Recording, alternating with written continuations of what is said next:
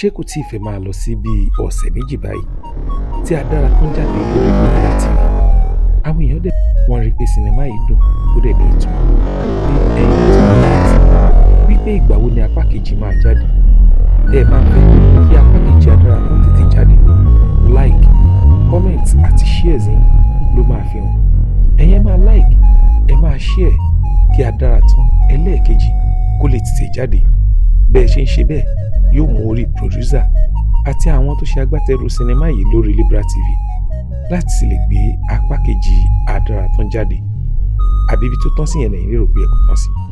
Rárá o, ó jù bẹ́ẹ̀ lọ. Adaratan ní apá kejì. Ẹ̀yin náà mọ̀ wá ẹ mọ̀ ṣe wọ́n.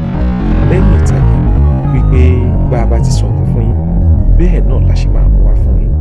Leyin TV ò kì í fún wa ní ṣàwò.